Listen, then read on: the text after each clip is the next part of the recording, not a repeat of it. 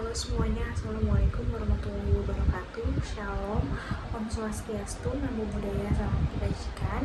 Perkenalkan, nama saya Regita Jasmine Putri dari Program Studi Ilmu Komunikasi Fakultas Ilmu Sosial dan Ilmu Politik dengan NPM 233516516108. Pada kesempatan kali ini saya akan mempresentasikan hasil PowerPoint yang sudah saya kerjakan, yaitu mengenai sosialisasi.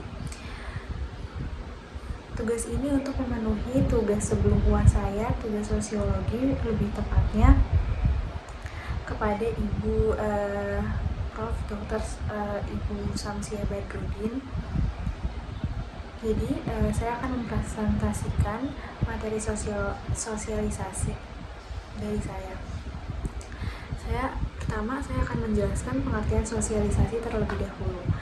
Sosialisasi merujuk kepada proses di mana seseorang mempelajari nilai norma dan kebiasaan kelompoknya atau kebudayaan kelompoknya guna menjadi bagian dari anggota masyarakat. Secara garis besar, hal-hal yang dipelajari oleh seseorang dalam proses sosialisasi mencakup banyak nilai dan norma kelompok. Contohnya kayak adat, kebiasaan, tata kelakuan, serta pola-pola berpikir. Seorang individu merupakan makhluk sosial. Kita adalah makhluk sosial yang diekspektasikan untuk bersikap dan berperilaku sebagaimana orang-orang di sekitarnya, sehingga sosialisasi turut berperan besar dalam membentuk pola perilaku individu sebagaimana yang diharapkan oleh masyarakat. Sosialisasi merupakan pengalaman sosial jangka panjang yang dilalui seseorang seumur hidupnya, mulai dari anak-anak hingga dewasa atau hingga tua. Yang kedua, saya akan menjelaskan proses sosialisasi. Proses sosialisasi dapat membentuk kepribadian manusia menurut saya. Berikut ada 3 proses sosialisasi menurut saya yang perlu kalian ketahui. Yang pertama ada internalisasi nilai-nilai. Apa sih internalisasi nilai-nilai? Pasti kalian bertanya-tanya kan. Di sini saya akan menjelaskan internalisasi nilai-nilai. Itu proses penanaman dan pembiasaan nilai atau norma sosial ke dalam diri individu yang berlangsung sejak lahir sampai dengan tua atau sampai dengan tiada atau meninggal. Yang kedua ada enkulturasi.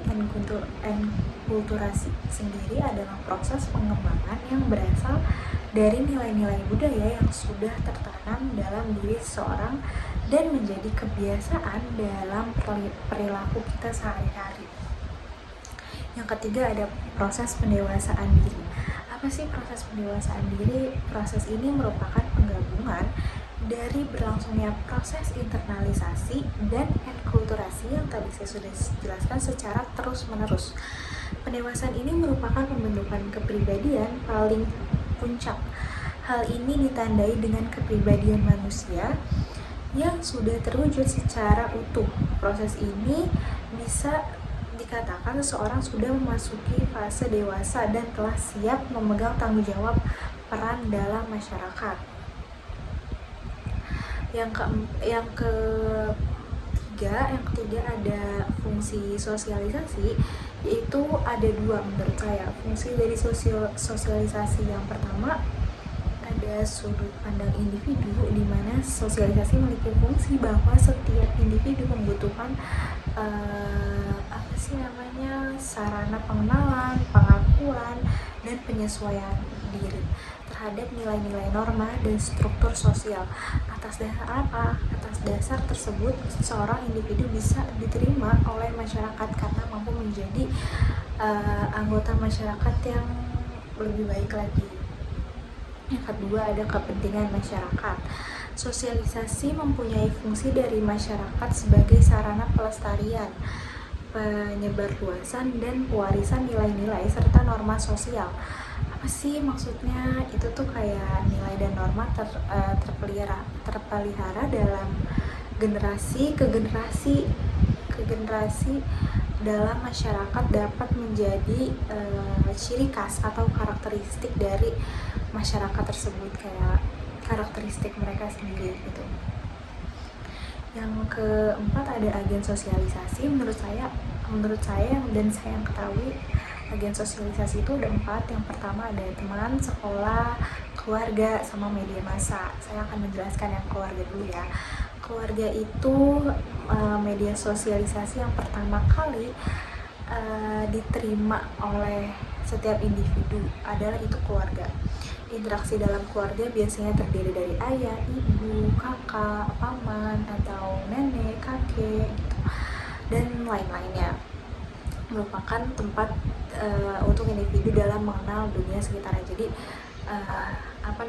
di saat kita lahir itu yang paling pertama kita sebut agen sosialisasi itu keluarga kita sendiri di saat kita baru lahir. Yang kedua ada teman sendiri.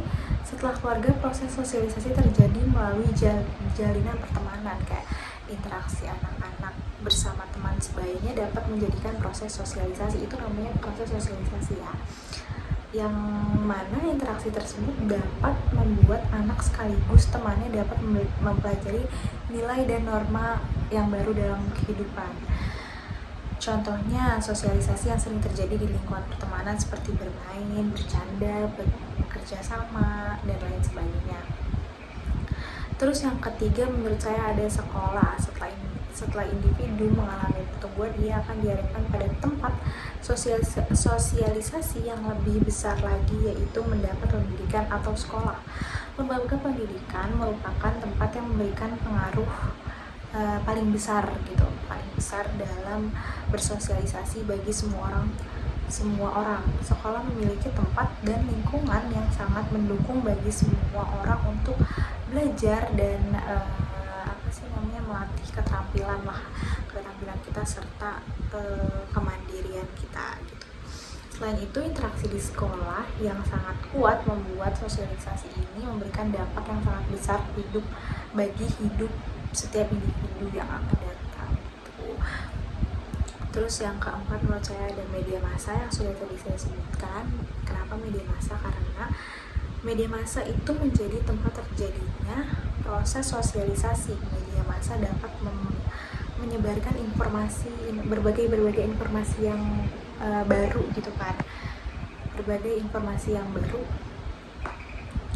kayak yang belum kita ketahui gitu, baik itu positif ataupun negatif. Jadi selain itu kita juga harus bisa untuk memilah dan memilih mana informasi dari media massa yang baik dan benar, itu harus kita saring ya.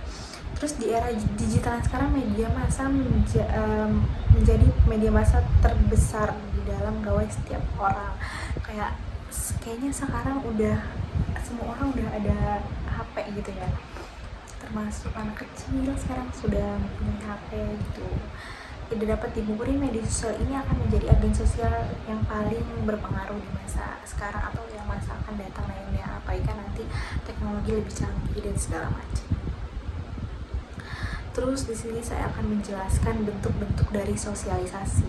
Bentuk-bentuk dari sosialisasi sendiri ada 2, yaitu bentuk primer dan sekunder. Yang pertama ada primer, sosialisasi yang kita terima dari kita kecil atau dari kita lahir gitu, yang kita terima di keluarga. Disinilah peran agen keluarga sebagai yang pertama dalam bermasyarakat. Jadi keluarga itu masuknya ke primer.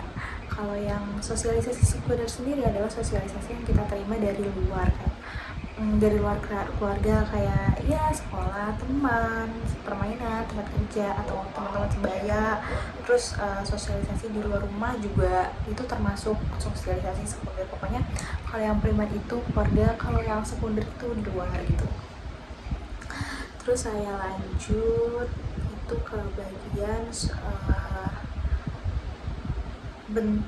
tahapan sosialisasi ya.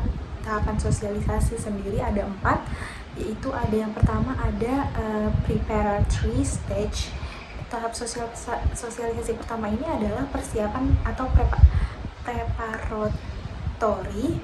Pada tahap ini seorang individu akan memulai belajar untuk mengenali lingkungan tempat ia tinggal. Agen sosial yang memberikan peran terbesar dalam tahap ini kayak keluarga contohnya. Terus kayak tahap ini itu bisa dibilang memasuki pas kita masih bayi atau kita baru lahir. Yang kedua ada tahap tahap play stage sendiri pada tahapan kedua, seorang anak sudah mulai belajar memahami peran dan status pada dirinya sendiri. Seorang anak juga mempelajari dan meniru peran-peran orang lain sekitarnya. Tidak hanya itu, anak juga mulai mempelajari sikap dan tindakan sesuai dengan apa yang diharapkan orang lain terhadap dirinya sendiri. Itu tahap yang kedua ini sebenarnya adalah ketika kita mulai misalkan usia di atas balita gitu, kayak misalkan balita. Biasanya balita kan kayak aduh pengen tahu sesuatu hal-hal yang baru gitu kan. Jadinya ini dinamakan play stage gitu kayak pengen tahu sesuatu yang baru, kebanyakan anak-anak balita ya. Nah itu contohnya anak-anak yang balita gitu. Nah yang ketiga ada tahap game stage. Game stage sendiri dikenal seorang anak yang sudah siap bertindak pada tahap ini. Kemampuan dalam berinteraksi yang dilakukan oleh seseorang anak kian meningkat. Bahkan ia semakin mahir dalam menjalankan perannya sebagai anggota masyarakat. Anak sudah semakin sadar terhadap nilai yang normal yang ada pada masyarakat itu sendiri gitu. Jadi setelah tahap play stage ini tuh, play stage itu kan kayak balita ya. Nah, tahap game stage sendiri itu tuh kayak misalkan pas kita udah SMP ya gitu. Itu bisa juga kita sebut sebagai game stage gitu, karena kita udah mulai menyadari norma dan nilai-nilai yang ada pada lingkungan kita sendiri. Terus habis itu ada tahap keempat, generalis other. Tahapan ini tahapan terakhir ya dalam sosialisasi. Seorang individu bisa dikategorikan telah memasuki usia dewasa. Kayak interaksi yang meningkat membuat individu semakin sadar akan perannya, hak dan kewajibannya sebagai anggota masyarakat. Dalam arti yang lebih luas lagi, sebagai seorang yang sudah dewasa, individu mulai memiliki sikap tenggang rasa dan toleransi terhadap sesama. Biasanya di tahap generalis or other ini itu tuh tahap-tahap yang sudah memasuki usia dewasa. Terus yang terakhir saya akan menjelaskan apa sih tujuan dari sosialisasi. Dari tadi kan saya sudah menjelaskan apa itu sosialisasi, tahap-tahapannya, terus kayak fungsi-fungsinya dan pengertiannya segala macam. Tapi apa sih fungsi sosialisasi sendiri? Nah, fungsi sosialisasi sendiri tuh benar-benar sangat berpengaruh ya bagi masyarakat gitu. Yang pertama ada menambah kemampuan berkomunikasi secara efektif dan efisien, serta mengembangkan kemampuan seperti membaca, menulis, berekreasi dan lain-lain. Kayak misalkan sosialisasi kayak tadi sosialisasi di keluarga atau pertemanan, itu kan kayak membuat kita nih jadi bisa untuk belajar menulis, membaca. Itu kan dari sosialisasi dari agen sosialisasi keluarga gitu loh, masuknya dalam agen sosialisasi keluarga atau mungkin agen sosialisasi sekolah atau teman bisa juga. Yang kedua ada membantu pengendalian fungsi-fungsi organik yang dipelajari melalui latihan-latihan mawas diri yang tepat gitu. Karena dalam proses sosialisasi kita banyak belajar yang dari yang tidak tahu menjadi tahu gitu. Yang ketiga ada membantu individu untuk mengetahui identitas dirinya baik secara fisik maupun mental. Jadi kita lebih bisa mengenal diri kita sendiri gitu. Kira-kira diri kita seperti apa itu bisa juga akan masuk dalam tujuan sosialisasi. Terus yang keempat ada memberikan keterampilan yang dibutuhkan individu dalam kehidupan di tengah masyarakat. Yang kelima ada menanamkan nilai dan kepercayaan pokok yang telah ada dalam masyarakat, karena sosialisasi ini kan sifatnya bermasyarakat dan kita tuh gak bisa hidup sendiri. Kita pasti butuh namanya orang dalam bermasyarakat, itu kita butuh banget kayak gitu. Terus mengajarkan cara introspeksi diri yang tepat agar ia dapat mengembangkan fungsi organiknya gitu. Selanjutnya mengetahui nilai-nilai dan norma yang berlaku di dalam suatu masyarakat sebagai keterampilan dan pengetahuan yang dibutuhkan untuk melangsungkan kehidupan seorang kelak di tengah masyarakat di mana individu tersebut sebagai anggota masyarakat, jadi dia akan bertanggung jawab nih sebagai masyarakat gitu, kayak menghargai nilai-nilai dan norma-norma yang ada, itu termasuk dalam tujuan sosialisasi gitu. Terus yang terakhir ada mengetahui lingkungan sosial budaya baik. Lingkungan sosial tempat individu bertempat tinggal termasuk juga di lingkungan sosial yang baru agar terbiasa dengan nilai-nilai dan norma-norma sosial yang ada pada masyarakat. Jadi sosialisasi itu membuat kita belajar kayak hal-hal baru yang sudah tadi saya sebutkan gitu kan, kayak misalkan nih ya, misalkan kita ada di tempat baru, itu tuh kita tuh bisa juga disebut dengan sosialisasi, karena kita misalkan kita pindah rumah terus habis itu kita belajar nih untuk mengenal orang baru, itu termasuk sosialisasi juga guys. Segitu saja penjelasan dari saya mengenai sosialisasi. Mohon maaf jika ada kesalahan kata atau kekurangan kata atau penjelasan kata yang mungkin kurang dimengerti. Terima kasih, sampai jumpa kembali. Dah.